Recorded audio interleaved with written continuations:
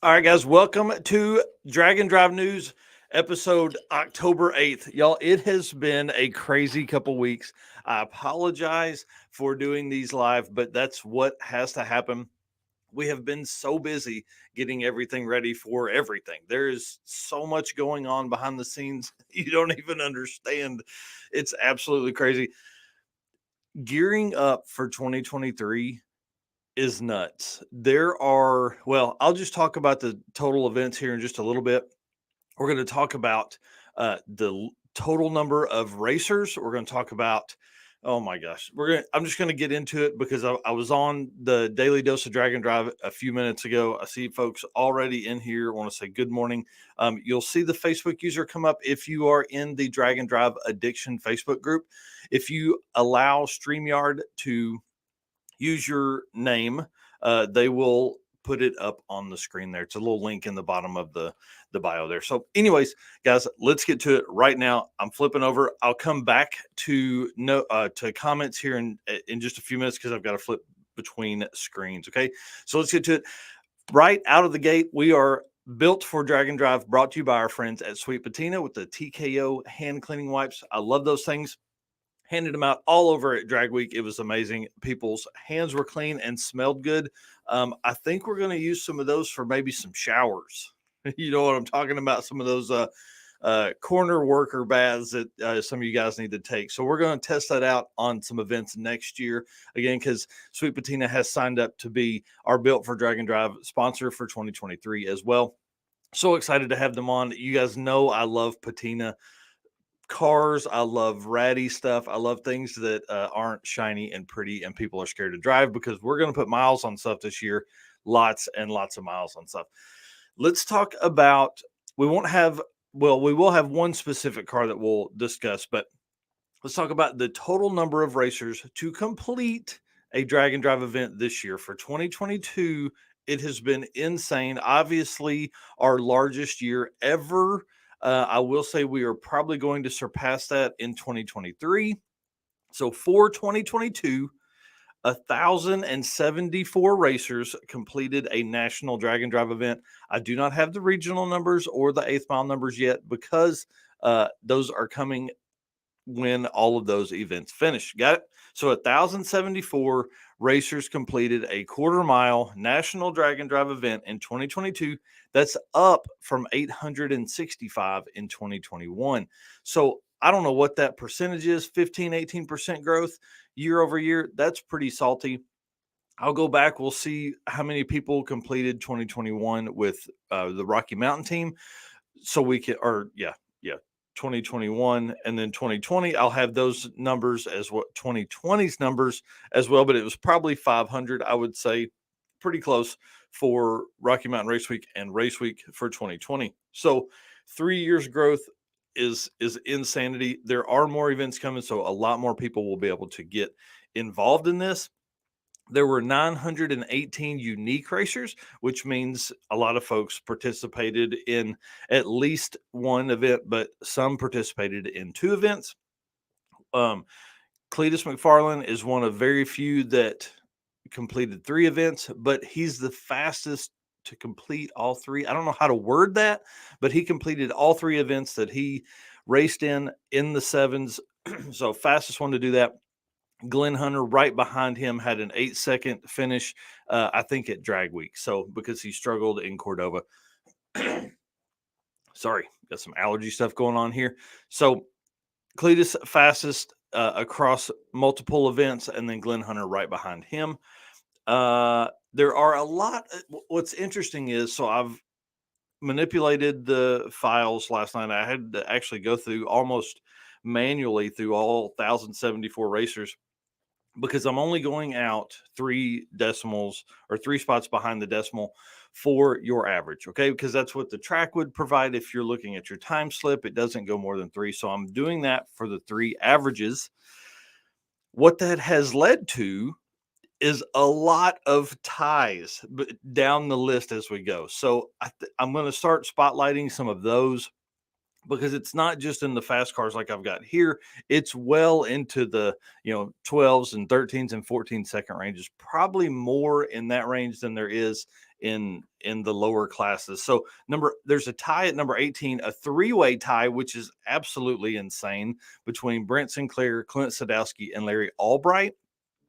On the new list, the new top 100 list that I posted last night, I've actually gone through, and so number 18 will be Brent Sinclair, Clint Sodowsky, and Larry Albright, which means that Clint and Brent actually move up because they were 19th and 20th, because I had just ran a Excel formula to run each one down.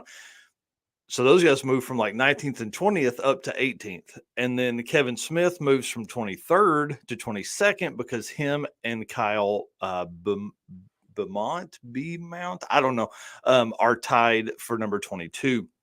So lots of ties. I'm going to flip over. We're going to look at that real quick, run through some of this stuff. Now, I will say you will be able to look at this kind of data very soon. We have a page being built that is for all of this. It'll have, racer name, car they raced, event, and then their fastest average ET. So I'm trying to figure out how I can bring in guys like Cletus or Glenn Hunter that have competed in several events, how I can bring in their times for the other event as well, and how we'll need to do that. It would be very easy with the racer profile, but there's so much data that is there that we're still working through how to build that. That'll probably be something that'll come out early next year. Lots and lots and lots of racers ahead of each other by like 0.00x. Okay. You'll be able to see those kind of numbers.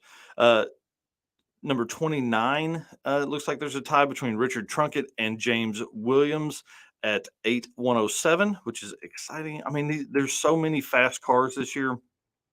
Golly, lots of 00 averages close. Number 50 between Tom Franks and Jim Parkinson at a 8,567.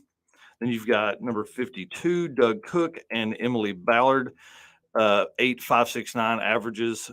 I mean, it's crazy to think that number 52 is an 8,56. Like, that's crazy. This year has definitely been very, very, very fast. And then we've got number 71, Sandon Slawbaugh and Joe Barstow at an 8,686. Guys, I mean, these are just in the top 100. We're tied for number 74, Nick Lawson and Jason Tabscott at an 8,696. We'll just run through the top 100, and then you guys can look at all this other stuff later. I'll be making posts about all these too, because this is the kind of stuff that I get all nerdy about is, how many 001 differences were there and things like that. Sorry, we'll do this last one. Hilbert Osborne and Jeff Butlin, those guys duked it out all year. 9,044 averages for both of them, and they'll be on our 9-second list that is coming out again this week. So we have I Survived a Drag and Drive list, and then we also have the top 25 9-second racer list that will come out. So they'll be on there as well. And then trying to see if there's any others right there. I'll tell you, there's a lot of racers that really laid it out on the line this year. I can actually tell you how many people competed in more than one event here very quickly. So if you guys didn't know, I live in Excel in my day job. So it's pretty easy to manipulate some of this stuff. So we had 136 racers do more than one event. So that's still a pretty low number, but that's more than, I guess it's 13% of the people that finished. Okay. All these numbers I'm talking about are finishers. These aren't even the numbers where, somebody entered a second event and DNF'd. So I'll have all of that data as well. There's just a lot of really, really neat stuff that we can do. I need more time. I need more time. I need to provide more time for this. That's been the struggle there, is finding the extra time to do that. And of course, edit videos and things like that, which I took more than 800 videos at Drag Week. So I'm still working through getting all that. We have a lot of racers that are coming, a lot of spotlights, things like that. So 815 in here saying welcome back. Yeah, if you guys haven't seen it, I was on live just a few minutes ago. Richard Edwards in here saying good morning. And then, do you have data for all the drivers' passes or just the time slip turned in? Just the time slip turned in. We're working. I've heard of a way that you can slip into there's software that would provide all time slips.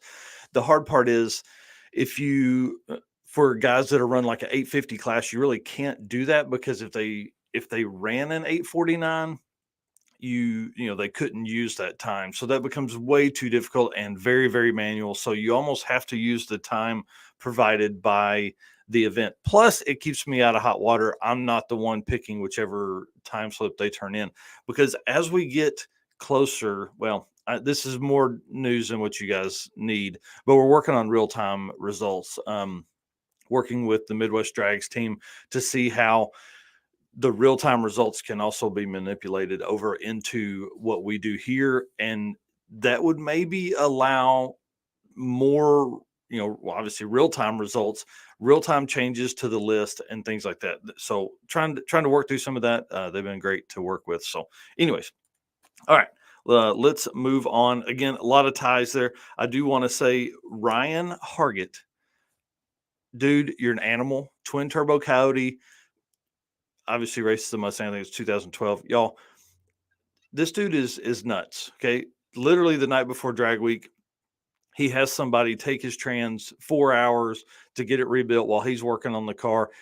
It's pretty crazy. It's a whole thing. There was a lot of trans issues the night before. You had Bailey's car on the lift getting his trans rebuilt. They went to Rossler. Ryan Hargett, which I'm sure him or Brent will pop in here in a minute and talk about where it went. Give us a name of the trans shop. I don't remember. I'm sorry. But somebody came and picked it up and drove it over there, waited while it was rebuilt, and brought it back. Sadly, at that point, one of the dump valves, I think, was probably the issue, is what he was saying. Anyways, fastest Ford in any 2022 drag and drive event. Let's see. Yeah, fastest, because I think for national level, anyways, to complete the event. So I'm trying to go backwards through years and see, he may be one of the fastest Fords ever at a drag and drive event, but you guys know that just takes time. I'm still building out the full list of every drag and drive participant ever and how that works and how that looks. And it's got to be right because I've got to bring all of that data to you guys. So some of these events I only have, the average time slip to end the week. Some of these events I have all the passes or all the time slips submitted. So there's a lot of formatting to get the list right. But congratulations to Ryan, fastest Ford for 2022. I hope it's fastest Ford ever. That would be pretty neat. He would be very, very deserving of that. He has worked very hard on that car and just continues to beat it up. So we need stick shift averages. Yes. So building out that list as well. The struggle with stick shift is if you are not in the stick shift class, I have no idea that you're a stick shift. I mean, I literally get name, vehicle, their car number for the event, and then I get their time slips. That's all I get from the events. And so it's hard for me to go ask them, hey, can you give me all of this other data too? Hey, I'm a nobody. I know this adds more time to your workload, but can you do this for me? We're not to that level yet. At some point, we'll have a software that I can maybe provide to the event staff that would help, or would allow them to just input that data, and then I can submit to racers for them to fill out their profile. We're working on that side of it as well. So stick shift stuff, if you're not in the stick shift class, it's almost manual. I almost have to go to every person on the list and go, hey, did you drive a stick shift because you weren't in stick shift class? So it becomes very difficult for that, and NA, because I don't get that data from anyone. But I would imagine, unless you're like Jerry and Matt Sweet, but they do run an NA class. So I'm coming out with NA list as well. The Hot Rod Drag Week has all of that stuff, NA and Power Adder classes. So again, I'm working through that kind of thing. That's the stuff that takes time. So another folk popping in here saying good morning. All right, let's jump into event updates, guys. This is pretty crazy. Carolina Drag Cruise obviously happening right now. They've had like 25% of their cars break. Insanity. I mean, so like people breaking axles, of course, which is normal. Michael Lone, who runs the event, actually had he put a hole in his block yesterday. He was just coming out to have fun at the track that's closest to his house, ends up windowing the block. He was set up to go on the No Prep Kings event in Rockingham in a few weeks. Of course, that's out because obviously you blow the motor, it's not going to be a good situation. So Carolina Drag Cruise, I talk about a lot of it in the Daily Dose of Drag and Drive this morning, but a lot of carnage. Lots of times were much slower yesterday. Graham Hayes ran a 5-second pass the day before, ends up in the 6s on day 2. So we'll see what day 3 brings for them. And, you know, once you start looking at what we do and what we provide as far as the lists go, how is that going to affect the changes for racers that are at these events? Because, and here's why that is important, right? If you're at an event and you're racing the event, obviously. So, a 5-2 and then a 6-8 doesn't really matter because you're still in the lead of that event. But how will that affect your list spot as our lists become more important to people? Obviously, this year, first year of doing this kind of stuff, it's gaining momentum. I will say that we have a lot of people reaching out, asking questions where they are on the list, things like that. And then, but how will that affect your decision moving into 2023? Let's say when there are a lot of events and you're trying to, the top 100 is going to be very, very, very tight. So, anyways, Carolina Drag Cruise, insane right now. A lot of fast cars. And then I was messaging with Devin Vanderhoof and I think Tom and Jerry. I don't know. That's his name on. I don't know what his real name is, but we'll find out. About the Southeast Street-N-Yeet.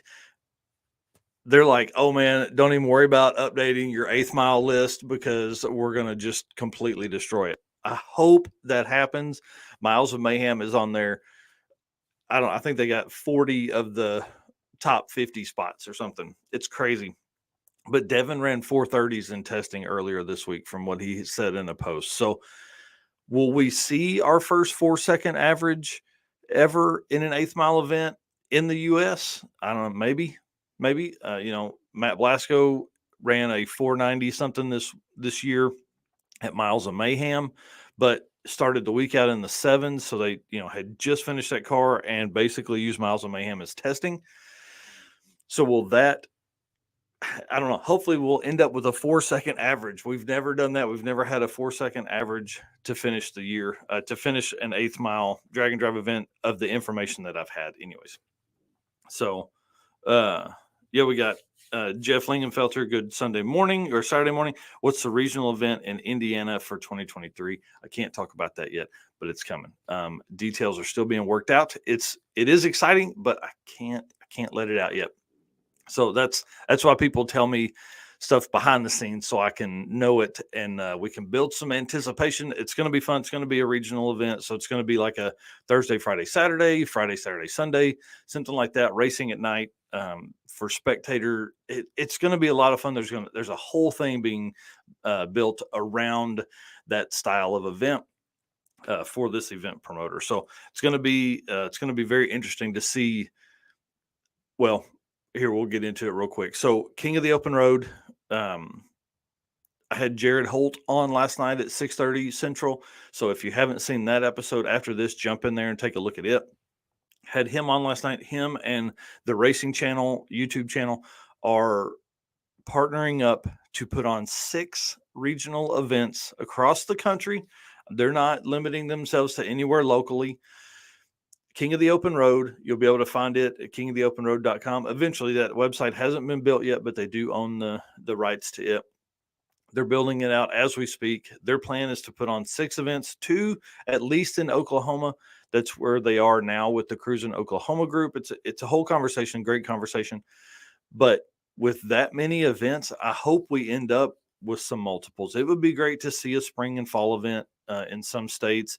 And guys, there's so many parts of the country that literally have no drag and drive, like not even one. So it'll be awesome to see the growth. I think there are a lot of event promoters that will see the growth in this and will jump on, hopefully not the bandwagon that we're going to have. I hope we have a solid growth and not some dude thinks he wants to make a little bit of money and jumps into the drag and drive event promotion, because there's so much that goes on in these, so many things. Like, you have to almost attend one of these to be able to put one on, to understand the process of it. The first year I hosted, we wrapped it in with a streetcar shootout that we host that's next weekend at Mocan. Just a plug there. We wrapped it in with that. It was very difficult to manipulate. It was hard to keep up. I actually couldn't stay at the event. And then in 2020, I went to the event and I haven't missed one since. So we've hosted a drag and drive since 2018. This will be our 5th year to host us. Oh, I can't tell you that yet. We're not there yet. So anyways, King of the Open Road, 6 events, 2023. It's going to be absolutely crazy. But November 11th through 13th, Oklahoma City, Thunder Valley Raceway Park. Matt Frost is coming. So Jared Holt said that last night. That's exciting. That car's a 6-second car all day, and they've done some street testing with it. Tina Pierce is coming. She actually went to a cruise in Oklahoma cruise night they had last month. Drove the car, I think 180 miles or something like that. And then, so the King of the Open Road, November 11th through 13th, same weekend as the Street-N-Yeet. So I'm going to be very busy. I'm wanting to attend the King of the Open Road, but I have some travel obligations with eBay Motors that next week. So we'll have to see how that plays out with the family and shuffle and all that kind of stuff. So Matt Frost, Tina Pierce coming November 11th through 13th. Going to be crazy. King of the Open Road is a really neat setup because you do the drive. So there's test and tune Friday night. Saturday morning, you meet at like 7 a.m. This time they'll make like a 200-mile drive, Jared said, and then right into qualifying on Saturday night, and then elimination racing on Sunday morning. It's a super fun event. And again, a lot of cars that you'll never see, because guys that they have like a twin turbo Huracan coming. That guy typically isn't going to do Hot Rod Drag Week. He's not going to do Midwest Drags because he may not want to spend a whole week beating on that car. Where events like this, the regional events, will come out and it will, he'll bring that car to that because it's a 200-mile drive and 6 passes at the track. I think as we move forward, that's the key. We've got to get those guys involved because, let's be honest, a guy that is going to beat on a twin turbo Huracan, he may go home and build a drag car, or he may go home and buy a late model Camaro and do some upgrades to it and come back out and race and end up at a national drag and drive level event. So these regional events are going to be hopefully almost like a feeder series for what the what these national events will lead to. So we want as many people to come into this family as we can, as long as they keep the community vibe the way it is. But King of the Open Road and Street-N-Yeet will wrap up the season for drag and drive events, unless there's somebody that pops one up after that. I don't think there will be, just because you'll end up, you'd be late November, early December, and there's only a few spots in the country that you could race in that time with tracks that are open. So 2022 has been crazy. I've said it all year that drag and drive will change your life, and it has certainly changed mine. I can't imagine what I spent my time on before this, because this is all I do now, all I think about, all I look at. Like, Facebook doesn't even show me normal posts anymore. It only shows me my race car friends. That's it. Race car friends, drag and drive events, Facebook groups that are dedicated to drag and drive. That's all it shows me, because that's how much I have dug in this year. So regional events will wrap up November 13th, and I will update all the lists there. I have updated the regional list for 2022. So if you have completed one of those, you may jump in and screenshot your placement at drag-in-drive.com. I'll actually put that in the comments here. And we have 2022 results. We have 2021 results, all kinds of neat stuff with the Hot Rod Drag Week historical data that I'm updating now as well. I'm adding more classes or more lists to that.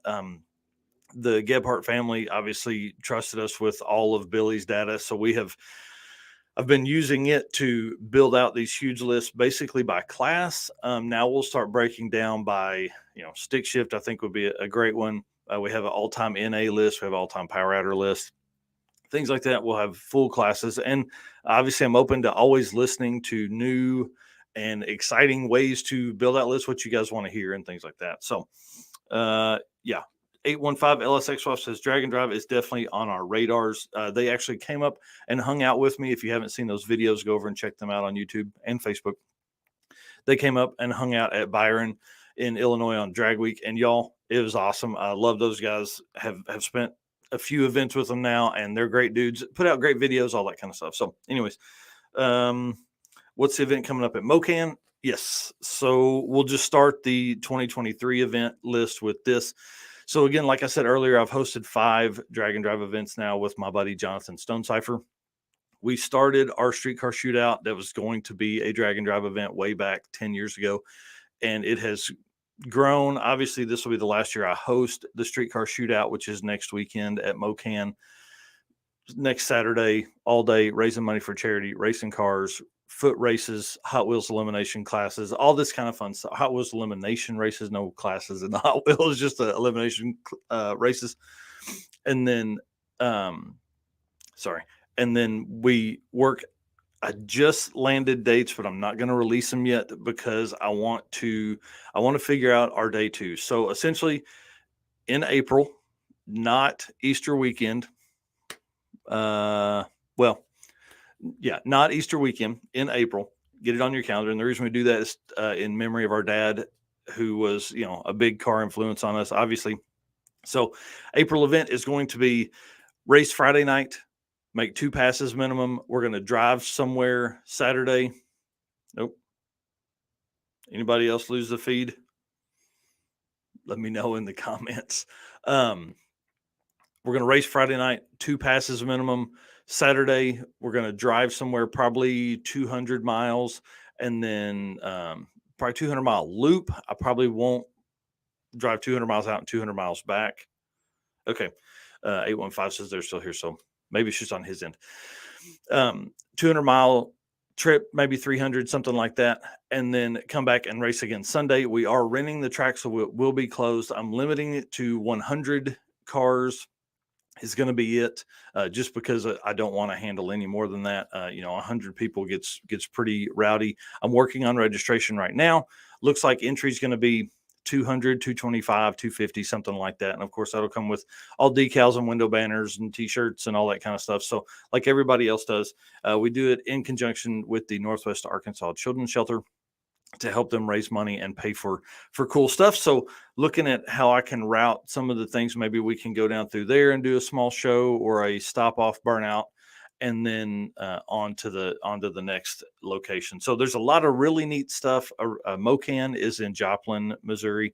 So there's a lot of really historical stuff around there. There's a lot of really neat Route 66 stuff that we could do. We could go either direction and hit 66 and come in. I really like Galena, Kansas, because of all of the stuff they have there for Route 66. Anyways, so April event, again, it's my 5th event, so I'm not jumping on the bandwagon of hosting events. We've done this for a long time, and it's the Drag and Drive, again, changes your life, changed my life. It is all I do now. And so now we're going to take this to the next level. We've always had about 20, 25 people enter, and we're just going to go for it this year. So, so right here, this is a great question by Trevor, Aaron and Trevor Brandon.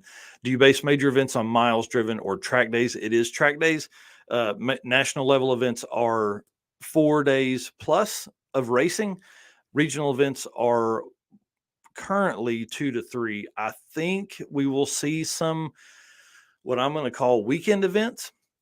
So I feel like if you have 2 nights where drivers are in their race car, that will be a regional event.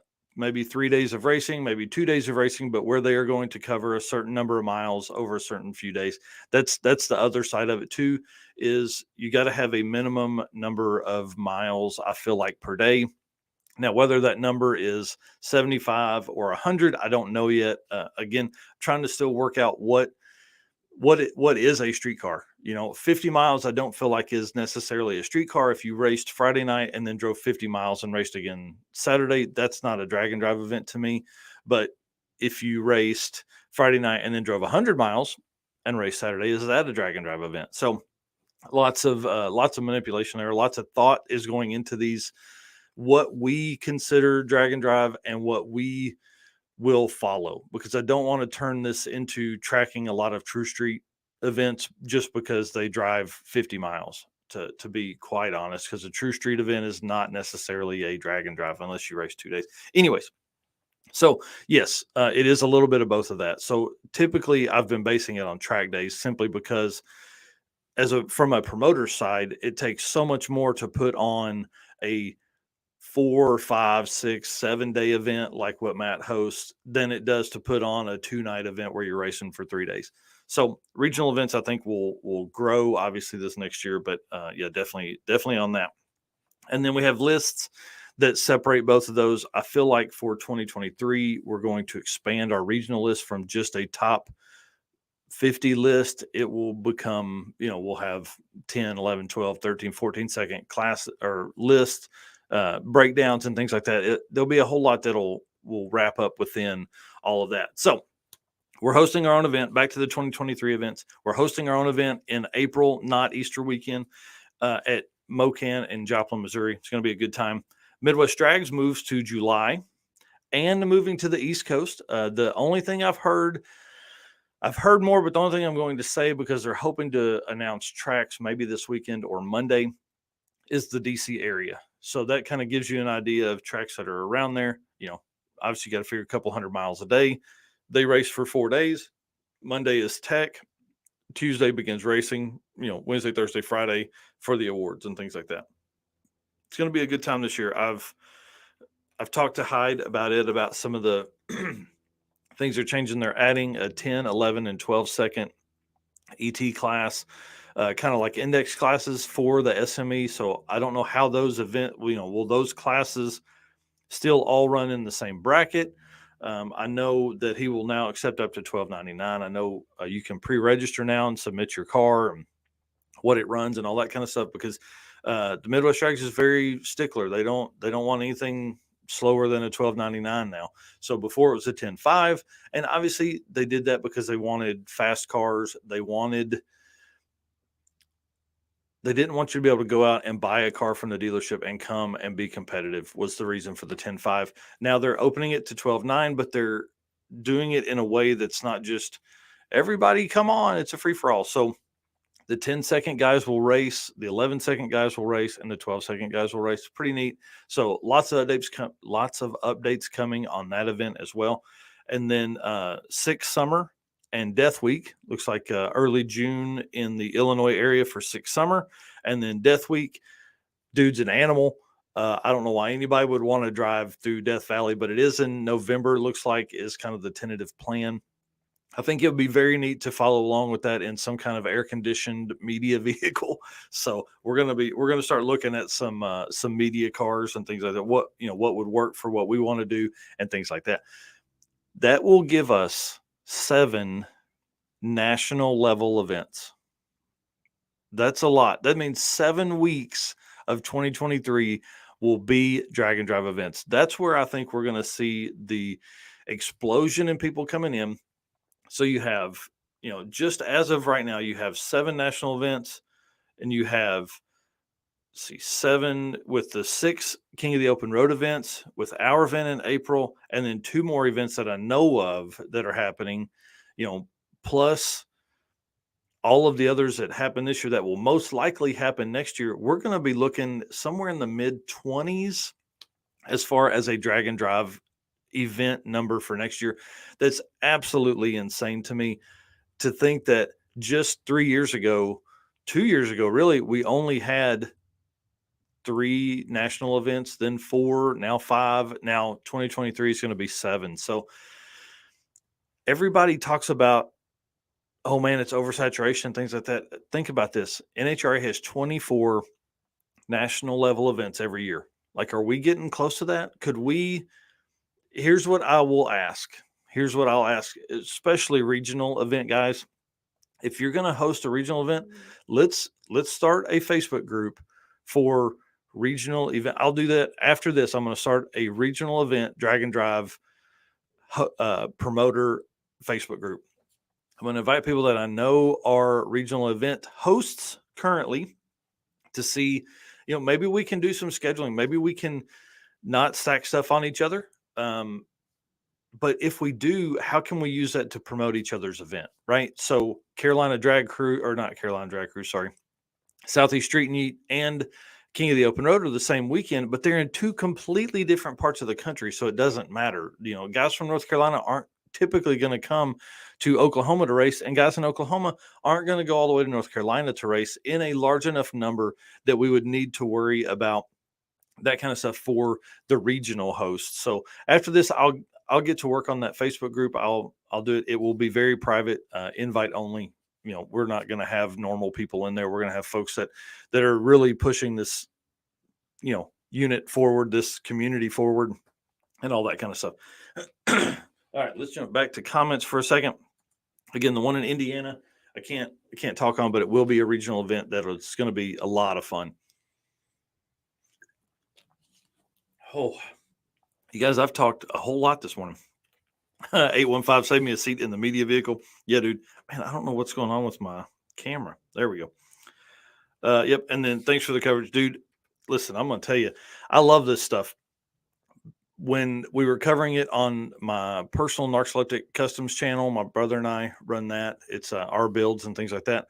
I'm going to start taking some of those stories and bringing them over here to the Drag and Drive Addiction page, just because I want everybody to hear all of that. Plus, starting maybe not this week, but the week after, I'm going to begin a weekly long format episode. So it will be, we'll have an hour, maybe two at night, so you can sit down and have some drinks with us and have some fun while drag and drive racers and participants and co-pilots tell stories. My biggest thing that I want to start gathering from now on is the co-pilot name.